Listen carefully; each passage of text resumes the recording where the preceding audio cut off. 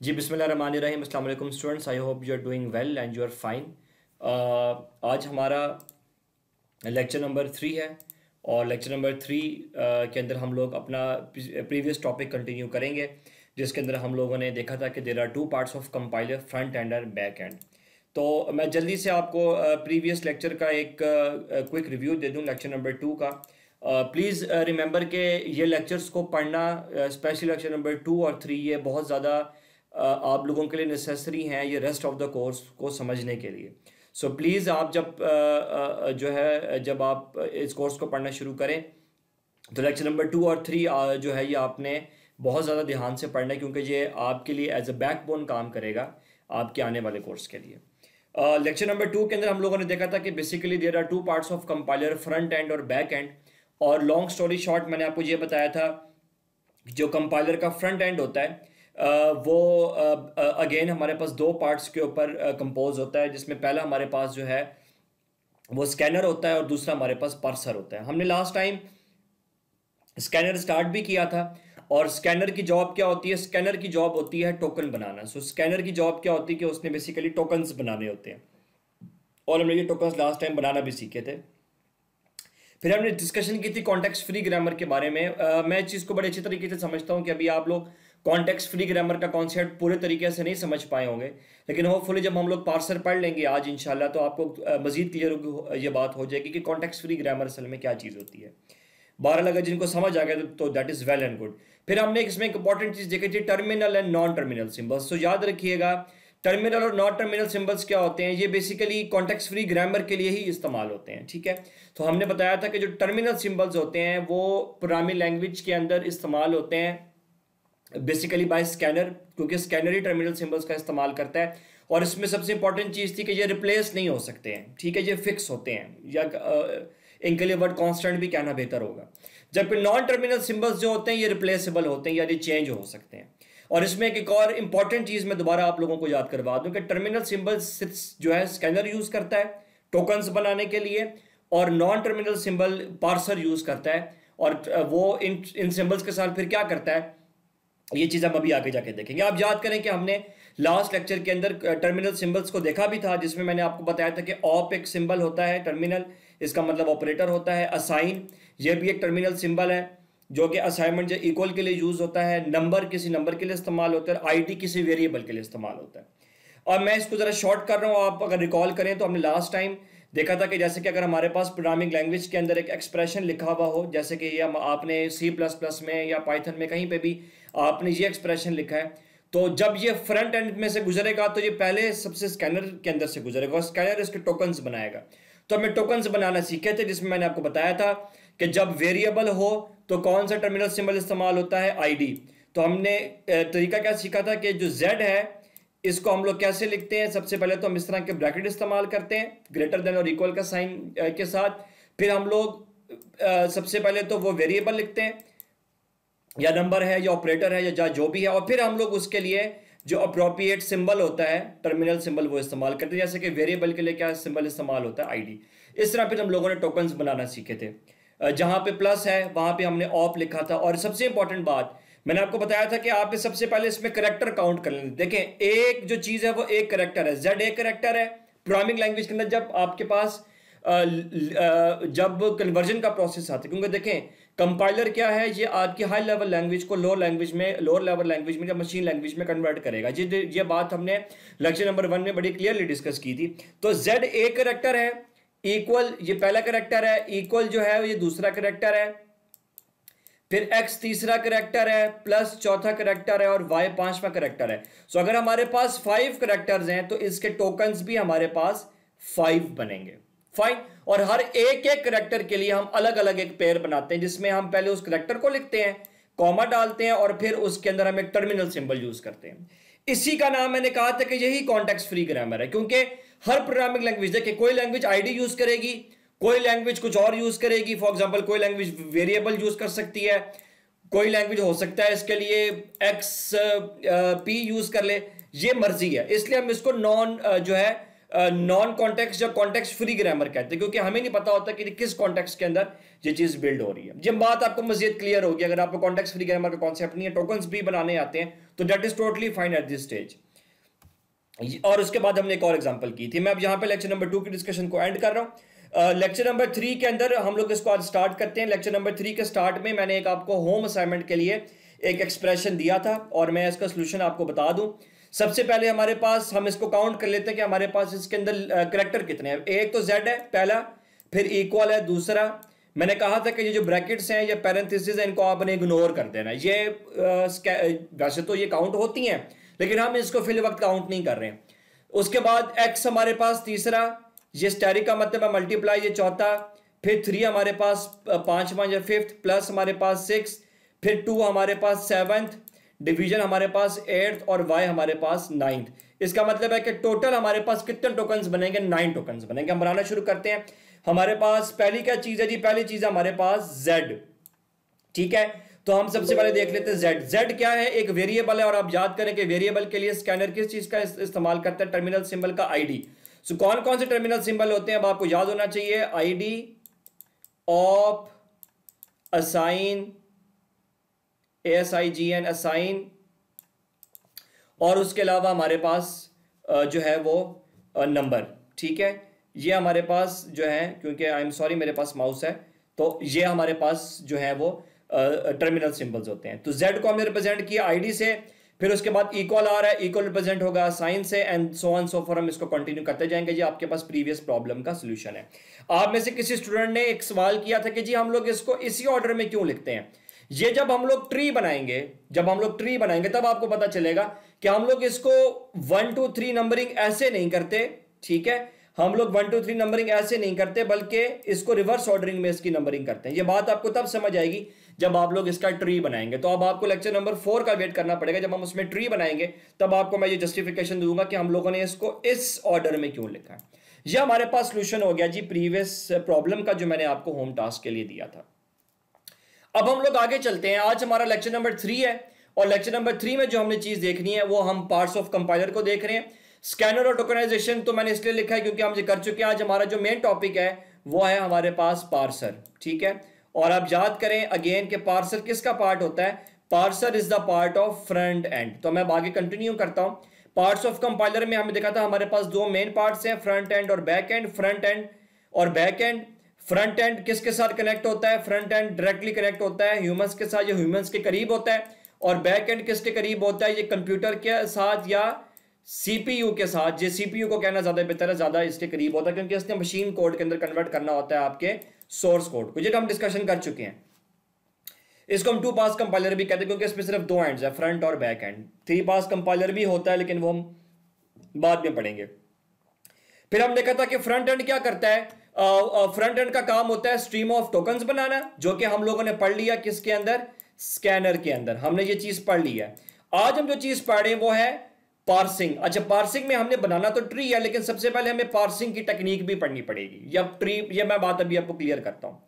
फिर हमने देखा था कि फ्रंट एंड के 2 पार्ट्स होते हैं, स्कैनर और पार्सर। स्कैनर का काम क्या होता है? स्कैनर का काम होता है कि स्कैनर ने क्या बनाने होते हैं? स्कैनर ने बनाने होते हैं टोकन्स, जो हम कर चुके। और वो इसको बनाने के लिए किसका इस्तेमाल करता है? टी या टर्मिनल सिंबल्स का। आज जो हम चीज पढ़े वो है पार्सर। पार्सर ने क्या चीज बनानी होती है? पार्सर इन्हीं टोकन्स को लेके, ये बात जरूरी है, देखें स्कैनर से पार्सर के पास क्या जा रहा है? टोकन्स। वो इन्हीं टोकन्स को लेगा और फिर इसको यूज करके क्या बनाएगा? ट्री। तो आज हमने ट्री नहीं पढ़ना, लेकिन हम कुछ और चीज पढ़ेंगे कि पहले पार्सर ट्री बनाने से पहले एक प्रोसेस करता है, वो हम प्रोसेस आज पढ़ेंगे, ठीक है। अच्छा, एक सबसे इंपॉर्टेंट बात जो मैं आपको यहां बता दूं कि जो हमारे पास पार्सर होता है वो दोनों सिंबल्स का इस्तेमाल करता है, टर्मिनल सिंबल्स का भी और नॉन टर्मिनल सिंबल्स का। ये बात मैं यहां पे जरा एम्फेसाइज कर दूं। स्कैनर, ये मेरे साथ रिवाइज कीजिएगा, स्कैनर टोकन्स बनाने के लिए किसका इस्तेमाल करता है? स्कैनर सिर्फ इस्तेमाल कर सकता है हमारे पास टर्मिनल सिंबल्स का, जबकि पार्सर दोनों का इस्तेमाल कर सकता है, टर्मिनल सिंबल्स का भी और नॉन टर्मिनल सिंबल्स का। तो आप वीडियो को यहां पॉज करें और जरा इसको रिवाइज करें। अब आपने अगर ये चीज जो है रिवाइज कर ली है कि स्कैनर किसका यूज करेगा? टर्मिनल सिंबल्स का। टर्मिनल सिंबल्स चेंज नहीं हो सकते हैं। और पार्सर दोनों का इस्तेमाल करेगा, टर्मिनल सिंबल्स का भी और नॉन टर्मिनल सिंबल्स का भी। ठीक है, अब एक छोटी सी बात मैं आपको जल्दी से रिवाइज करा दूं, और ये आप में मेरे साथ साथ रिवाइज करनी है। जब भी हमारे पास कोई ऑपरेटर आता था, प्लस माइनस स्टेरिक का मतलब मल्टीप्लाई और डिवीजन, तो हम लिखते थे ऑप, याद है आपको। असाइन के लिए जब इक्वल आता था तो हम लिखते थे असाइन, जब नंबर आता था 1 2 3 4 तो हम लिखते थे नंबर, और जब वेरिएबल आता था तो हम लिखते थे आईडी। लेकिन जब हम लोग बात करेंगे पार्सर की, तो पार्सर में थोड़ी सी कहानी चेंज हो जाएगी, जो मैं आपको भी थोड़ी देर तक बताऊंगा। तो आज के लेक्चर में आपको थोड़ी सी कंफ्यूजन हो सकती है, लेकिन आज हमने जो लेक्चर डेडिकेट भी पार्सर को किया, हम उसमें से 3 या 4 प्रॉब्लम्स करेंगे, जो करने के बाद आपको बात क्लियर हो जाएगी। तो आज आपने परेशान नहीं होना, सिर्फ आपने जो है अगेन ये चीज याद रखनी है कि स्कैनर जो टोकन्स बनाता है वो इस्तेमाल करेगा टर्मिनल सिंबल्स का, और पार्सर जो ट्री बनाता है वो इस्तेमाल करेगा दोनों का, नॉन टर्मिनल सिंबल्स का भी और टर्मिनल सिंबल्स का भी। ठीक है, ये चीज मैंने यहां लिख दी है कि terminal symbols are only used by scanner, whereas parser जो है वो टर्मिनल सिंबल का भी इस्तेमाल कर सकता है, नॉन टर्मिनल सिंबल्स का भी इस्तेमाल कर सकता है। ठीक है, अब हम ये तो प्रैक्टिस प्रॉब्लम था जो मैंने आपको दिया था, आप होपफुली ये कर चुके हैं, ये मैंने आपको लेक्चर के स्टार्ट में बता दिया, तो ये कोई इसमें नई चीज नहीं है। अब हम आते हैं पार्सर के ऊपर। तो पार्सर जो है ये क्या करता है, अब अगेन मैं जरा आपको थोड़ा सा बैक लेके जाऊं कि फ्रंट एंड में स्कैनर ने तो टोकन्स बना दिए, अब ये टोकन्स किसको मिलने लगे हैं, पार्सर को। अब पार्सर क्या करेगा इसके साथ, अब ये डेफिनेशन आप देख लीजिएगा। Parser stream of token receive करते हैं स्कैनर से जो उसको बैक से मिल रही है, और इनको रिसीव करने के बाद वो एक ट्री बनाता है जिसको हम लोग बोलते हैं पार्सिंग ट्री। लेकिन ट्री बनाने से पहले हमें एक और चीज बिल्ड करनी है, हमें एक ग्रामर बनानी है जो मैं आज आपको बनाना सिखाऊंगा। हम आज ट्री तो नहीं पढ़ रहे, लेकिन पार्सर का मेन काम क्या होता है कि उसने जो स्कैनर से स्ट्रीम ऑफ टोकन लिया होता है वो उसको रिसीव करता है और फिर उससे ट्री बनाता है, इसको हम लोग पार्सिंग ट्री बोलते हैं। ये पार्सिंग ट्री असल में करता क्या है, ये पार्सिंग ट्री असल में आपकी जो भी आपने ट्री बनाया होता है, आई एम सॉरी यहां पे डेवलप के स्पेलिंग में कुछ मिस्टेक है, मैं इसको बाद में ठीक कर लूंगा, I am sorry for that. तो ये पार्सिंग ट्री क्या करता है, ये असल में जो भी आपने एक्सप्रेशन लिखा होता है या जो भी चीज लिखी होती है, ये उसकी लॉजिक डेवलप करने की कोशिश करता है। और ये बात आपको शायद आज के लेक्चर में ज्यादा क्लियर नहीं होगी, आपने सिर्फ आज पार्सिंग का मेथड सीखना है। जब हम अगले लेक्चर में ट्री बनाएंगे तब आपको ये बात मैं दोबारा यहां पे रिवाइज करवाऊंगा कि किस तरह पार्सर लॉजिक बनाता है। ठीक है, हम लोग 2 टाइप की ट्रीज बनाएंगे नेक्स्ट लेक्चर में, एक होगा सिंटैक्स ट्री और एक होगा एब्स्ट्रैक्ट सिंटैक्स ट्री। ठीक है, तो मैं आपको इस बात को कंक्लूड करता हूं। तो होगा क्या, अब कुछ इस तरह होगा। सबसे पहले हमारे पास जो फ्रंट एंड है उसमें सबसे पहले हमारे पास इनपुट जाएगी किसके पास, स्कैनर के पास। स्कैनर उसके टोकन्स बना देगा यूजिंग टर्मिनल सिंबल जो आपने सीख लिया। फिर ये टोकन जाएंगे पार्सर के पास, ये इस्तेमाल करेगा टर्मिनल सिंबल्स का भी और नॉन टर्मिनल सिंबल्स का भी, और फिर ये आउटपुट में क्या बनाएगा, ये आउटपुट में बना देगा ट्री। तो आज हम ट्री तो नहीं बनाएंगे, लेकिन हम ट्री से पहले वाला प्रोसेस देखेंगे। ठीक है, तो आज हम देखते हैं कि पार्सर ये ट्री कैसे बनाएगा, लेकिन उस ट्री को बनाने के लिए आपको पहले क्या सीखना पड़ेगा, एक प्रोसेस। सो यहां पे एक लाइन लिखी हुई है जिसको मैं आपके सामने थोड़ा सा एलेबोरेट करना चाहूंगा। स्कैनर जो होता है ये इनपुट लैंग्वेज के सिंटैक्स से अनअवेयर होता है। ठीक है, ये इसका काम सिर्फ एक ही होता है स्कैनर का, इसने सिर्फ टोकन्स बनाने होते हैं बस। इसके पास जेड आया तो इसने लिख दिया आईडी जेड, क्योंकि वो वेरिएबल था, उसने ये टोकन आगे भेज दिया। फिर उसको मिला 2 तो उसने लिख दिया नंबर, आप याद करें मैं जरा शॉर्ट लिख रहा हूं, नंबर 2। तो जो स्कैनर है जहां पर ये बात लिखी हुई है उसको नहीं पता कि इनपुट में क्या है, वो टोकन्स बना के आगे भेजी जा रहा है। जब ये टोकन्स किसके पास पहुंचते हैं, पार्सर के पास, फिर पार्सर इसको समझने की कोशिश करता है। सो अब जिसको समझेगा कैसे, यूजिंग ट्री। तो स्कैनर इतना सिंटैक्स से अवेयर नहीं होता जितना पार्सर अवेयर होता है। तो ये बात आपको इंशाल्लाह नेक्स्ट लेक्चर में जब आप ट्री बनाएंगे तो आपको ये बात ज्यादा क्लियर हो जाएगी। मेरे ख्याल है आपको ये वाली बात समझ आ गई है। अब हम आप रिकॉल करें कि हमने स्कैनर की एक एग्जांपल की थी, ठीक है, और जिसमें हमने लिखा था z is equal to X plus Y, और हमने इसके ये टोकन्स बनाए थे, अगर आपको याद हो तो। आज हम इसी एग्जांपल को उठाएंगे और इसी एग्जांपल के ऊपर हम लोग अब अप्लाई करेंगे पार्सिंग। हम देखेंगे कि पार्सिंग इसके साथ क्या करती है। ठीक है, पार्सिंग के अंदर क्या होता है इस चीज के साथ। ठीक है, तो अभी हम सीखते हैं कि जब आपके पास यही टोकन्स या यही वाला एक्सप्रेशन, अभी तो मैं टोकन्स नहीं बता रहा, अभी तो मैं बता रहा हूं कि जब ये एक्सप्रेशन पार्सर के पास पहुंचेगा, असल में तो पहुंचते तो टोकन्स ही हैं, लेकिन जब मैं पार्सिंग समझा दूंगा तो फिर मैं ये भी बताऊंगा कि टोकन्स के साथ क्या होता है। हम देखते हैं कि अब पार्सिंग के साथ क्या होगा। अच्छा, आपने कुछ रूल्स यहां पे याद रखने हैं, ठीक है। जैसे अब मैं आपको अगर रिकॉल कराऊं तो हमारे पास कौन कौन से नॉन टर्मिनल सिंबल्स होते हैं, मैं जरा आपको रिकॉल कराता हूं। नॉन टर्मिनल सिंबल्स हमारे पास होते हैं, एक तो हमारे पास होता है नॉन टर्मिनल सिंबल्स, मुझे इसको लिखना चाहिए स्मॉलर लेटर्स में, नॉन टर्मिनल्स, बल्कि इनफैक्ट मैं वाई नॉट के मैं आपको वो टेबल ही दिखा दूं। नॉन टर्मिनल सिंबल में एक हमारे पास होता है एक्सप्रेशन, एक हमारे पास होता है टर्म, ठीक है। लेकिन नॉन टर्मिनल सिंबल्स में कुछ टर्मिनल सिंबल्स भी होते हैं, जैसे कि ऑप और गोल। गोल तो हम कहीं भी इस्तेमाल नहीं करेंगे। जो नई चीज है वो यहां पे आपके लिए क्या है, एक है आपके पास EXPR, ये मैं आपको नॉन टर्मिनल सिंबल्स के बारे में बता रहा हूं, जिसका मतलब होता है एक्सप्रेशन, और एक है आपके पास टर्म, ठीक है। ऑप और असाइन को तो आप जानते हैं, ऑप कहां यूज करते हैं, यहां प्लस माइनस मल्टीप्लिकेशन डिवीजन आती है, असाइन कहां यूज करते हैं, यहां इक्वल आता है। अभी आपको यह नहीं पता कि एक्सप्रेशन और टर्म कहां यूज करेंगे, गोल तो हम यूज ही नहीं करेंगे, ठीक है। अच्छा, अब जरा आप पार्सिंग के रूल समझ लें, आप पार्सिंग के रूल्स को जरा ध्यान से समझिएगा। पार्सिंग में EXPR ये एक सिंबल है, EXPR स्मॉल में, याद रखिएगा कोई भी terminal non terminal symbol capital letter में नहीं लिखा जाता, हर terminal non terminal symbol small में लिखा जाता है। सो EXPR ये एक सिंबल है, जैसे कि ऑप, असाइन, ये सिंबल्स थे, ठीक है। EXPR कहां पे यूज होता है, अच्छा चलें, EXPR से पहले मैं आपको टर्म के बारे में बता देता हूं। अच्छा, याद करें कि स्कैनर के अंदर वेरिएबल के लिए क्या यूज होता था, स्कैनर में वेरिएबल के लिए यूज होता था ID। क्या आपको याद है, अगर लिखा हुआ है X तो क्या यूज करेंगे, ID, ठीक है। लेकिन पार्सर के अंदर जब वेरिएबल हो तो हम ID की जगह क्या यूज करेंगे, हम ID की जगह यूज करेंगे टर्म, ठीक है। जब आपने बात भूलनी नहीं है भाई, ये रूल है इसका, ठीक है, ये रूल्स है, ये इसी को हम कॉन्टेक्स्ट फ्री ग्रामर कहते हैं। अब ये आप सवाल मुझसे पूछ सकते हैं कि टर्म ही क्यों, कुछ और क्यों नहीं, आप कुछ और कर सकते हैं, आप जब अपना कंपाइलर बनाएंगे तो आप कुछ और यूज करेंगे, ठीक है। तो जब जैसे कि स्कैनर में हम क्या यूज करते थे, वेरिएबल के लिए ID, पार्सर में वेरिएबल के लिए हम लोग क्या यूज करेंगे, टर्म। अच्छा, आप याद करें कि हमारे पास नंबर के लिए स्कैनर में क्या यूज करते थे, नंबर ही यूज करते थे, याद है आपको, अगर आपने ये लेक्चर पढ़ा है तो।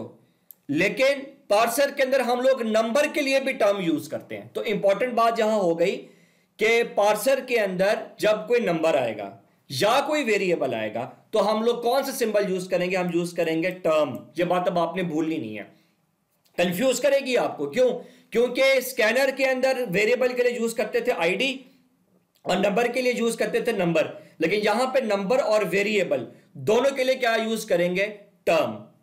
फाइन, ओके, आप बेशक इसको पॉज करके रिवाइज भी कर लें।